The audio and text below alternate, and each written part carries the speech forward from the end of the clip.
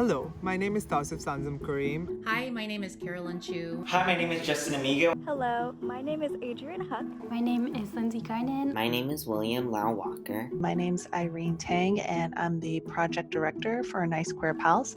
Hey everyone, I'm Tao Nguyen. I'm the research and development coordinator for Kashia Inc. and a co-coordinator for the Anti-Hmong Violence Report. My name is Akshaya Natarajan. I use she, her pronouns, and I'm doing my JD MBA at Emory University here in Atlanta, Georgia. The pandemic has upended our social systems of support, as many of us are struggling to navigate difficult family situations in the context of a global pandemic and widespread social isolation. Creating independent queer work is really easy, but trying to do this during a pandemic has been especially challenging. My organization has had to drastically adapt to all virtual meetings and held off on protesting in person until the late summer.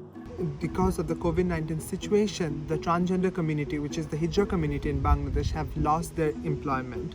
There is also the factor that teenagers who are queer are stuck at homes and they are facing a lot of discrimination by their own families. Right now, we're seeing heightened mental health issues, and even before the pandemic, many resources that were available were not culturally affirming to the needs of queer and trans API people. And of course, the queer and trans API community is also being called upon as accomplices and allies in the struggle for Black lives. While our needs and experiences are very different, they're very much connected, and we are in a shared struggle for racial justice. I grew up as a very alienated queer person in a rural part of China. At that time, I basically never knew of actual LGBTQ people in my own world. I've always wanted to feel more connected as someone who doesn't feel attached to my cultural roots being a transracial adoptee.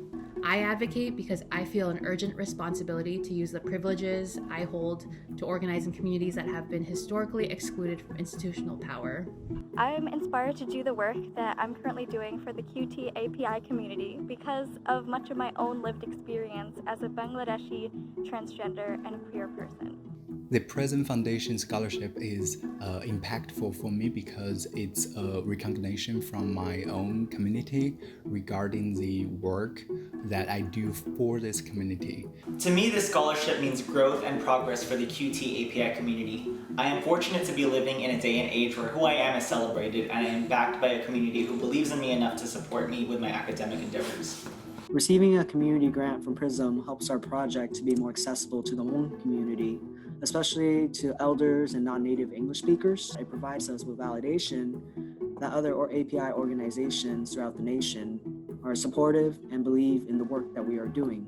Working on an educational series through YouTube to post up a couple of different experiences. One with an Asian American ACE experience, a non-binary top surgery diary experience. We want to really highlight some of the communities that might not get as much visibility in a traditional LGBT space. This scholarship means a lot to me. It provides financial relief so that I can focus on my studies. I'm also a caregiver for my disabled mom, and so I don't have as much time and resources to pursue funding for my education. I have a limited safety net, and so this scholarship will provide me some much needed financial help. I really could not have imagined winning a scholarship for queer and trans Asian Americans and Pacific Islanders freshman year when I was a closeted baby. I'm really excited for my last year at the University of Washington. I'm really passionate about history and the history of race in the United States. And thanks to the scholarship, I'm going to be able to graduate debt-free and then really be able to pursue my PhD in ethnic studies in the future. Our long-term vision for this project is to use our data to implement local and statewide policy changes on anti-violence Hmong prevention. We want the anti-Hmong violence report and the digital map to serve as a resource for the Hmong community to really learn about anti-Hmong violence and to see how these incidents have shaped Hmong people's experience across place and time. I want to create a future where LGBTQ youth are honored, respected, and uplifted rather than put down and made to feel insecure or outcast. I am looking forward to finally finishing my undergrad program and taking on leadership roles within my community. I'm also looking forward to continuing to grow the little family that I am building with my partner. I still need to hit the books and get through graduate school, but I am ready to dive in. I'm really looking forward to exploring the field of urban planning and how it can be used to address institutional racism and promote empowerment for queer and low-income communities of color.